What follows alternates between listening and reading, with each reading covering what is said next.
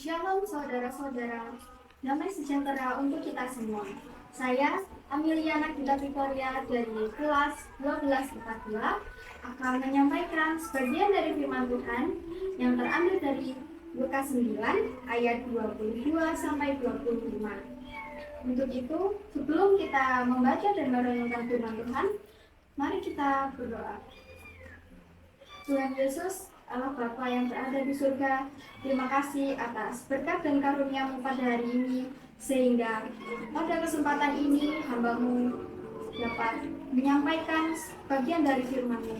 Tuhan, berkati hamba-Mu yang akan menyampaikan firman-Mu, kiranya apa yang hamba-Mu sampaikan hanya sesuai dengan kehendak-Mu ya Tuhan. Terima kasih Tuhan, haleluya, amin. Lukas 9 ayat 22 sampai 25. Demikian firman Tuhan. Pemberitahuan pertama tentang penderitaan Yesus dan syarat-syarat mengikut Dia. Dan Yesus berkata, Anak manusia harus menanggung banyak penderitaan dan ditolak oleh tua-tua, imam-imam kepala, dan ahli-ahli Taurat.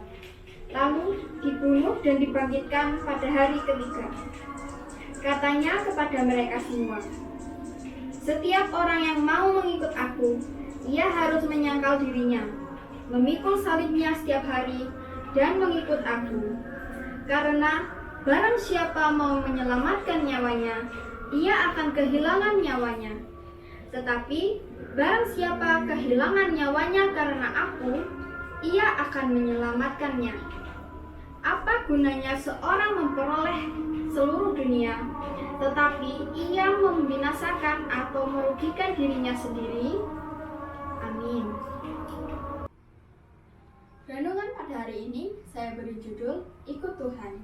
Berdasarkan Lukas 9 ayat 22 sampai 25, ada 3 syarat yang harus kita penuhi untuk kita mengikut Tuhan. Yang pertama, menyangkal diri. Menyangkal diri artinya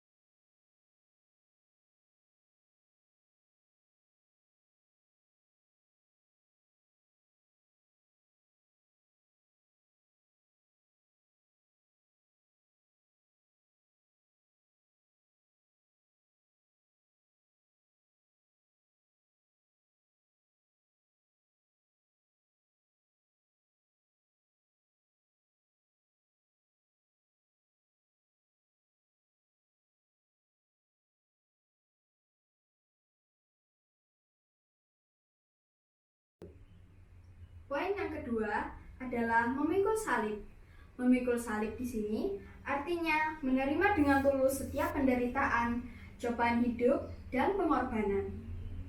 Pada zaman Romawi, seseorang yang dijatuhi hukuman salib akan dipaksa untuk memikul salibnya sendiri dari tempat ia dijatuhi hukuman sampai tempat ia disalibkan. Dengan cara demikian, dipertontonkan bahwa dia telah bersalah kepada negara dan tunduk pada negara. yang telah menjatuhkan hukuman mati pada mereka yang bersalah. Gambaran ini digunakan Lukas untuk menyatakan bahwa kita sebagai orang Kristen harus hidup seolah-olah telah dijatuhi hukuman mati, yaitu mati terhadap nilai-nilai dunia yang tidak sesuai dengan kehendak Allah dan tunduk pada nilai-nilai yang sesuai dengan kehendak kerajaan Allah. Salib yang kita pikul memiliki makna dan arti yang berbeda-beda untuk membuat kita lebih baik ke depannya. Berat tidaknya tergantung bagaimana kita menyikapi, bagaimana kita pasrah kepada Tuhan. Dengan kita selalu bersyukur kepada Tuhan, sehingga salib yang kita pikul menjadi ringan dan selalu diberikan kekuatan oleh Tuhan.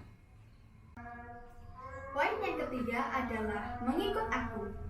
Di sini, mengikut aku artinya kita mengikut Tuhan Yesus sebagai murid atau anak yang berkualitas. Bukan hanya sekedar percaya, oh aku sudah percaya kepada Tuhan Yesus, berarti aku mengikut Kristus. Bukan hanya sekedar bukti di KK atau KTP bahwa kita adalah orang Kristen. Bukan juga. Nah, di sini mengikut Tuhan Yesus, kita harus berkomitmen untuk selalu mengikut kemana arah Tuhan Yesus pergi, kemana jalan yang Tuhan Yesus sediakan untuk kita, agar kita bisa menjadi anak-anak Tuhan yang berkualitas. Dari ketiga poin yang saya jabarkan tadi, pasti muncul pertanyaan, apa sih yang kita dapatkan kalau kita mengikut Tuhan Yesus? Nah, apakah saudara-saudara pernah melihat tanda plus? Di manakah saudara melihatnya? Kalau saya sering melihat tanda itu di rumah sakit. Nah, tanda itu sebagai simbol untuk tempat di mana pertolongan bagi orang-orang sakit. Kita juga sebagai orang Kristen sering melihat tanda tersebut, atau biasa kita sebut salib. Nah, korelasinya apa sih tanda plus dan tanda salib?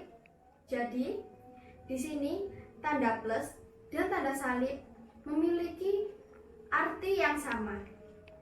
Artinya, tanda tersebut memiliki arti sebagai simbol keselamatan. Nah, satu hal yang dapat kita imani dari pertanyaan tadi, apa sih yang kita dapat kalau kita mengikut Tuhan? Kita mendapat tanda salib tersebut. Artinya apa? Kita mendapat keselamatan atau hidup yang kekal. Jadi, untuk apa kita takut atau ragu dalam mengikut Tuhan? Meskipun kita hidup menderita di dunia ini, Tuhan akan memberikan kita damai dan keselamatan seperti di ayat yang ke-24. Karena barang siapa yang mau menyelamatkan nyawanya, ia akan kehilangan nyawanya. Tetapi barang siapa yang kehilangan nyawanya karena aku, ia akan menyelamatkannya. Amin. Untuk mengakhiri renungan pada hari ini, mari kita berdoa. Tuhan, terima kasih atas hikmat-Mu kepada hamba-Mu ini, karena telah menyampaikan renungan dari sebagian dari firman-Mu. Semoga apa yang hamba-Mu sampaikan pada hari ini dapat menjadi pelajaran dan teladan bagi kehidupan kami sehari-hari.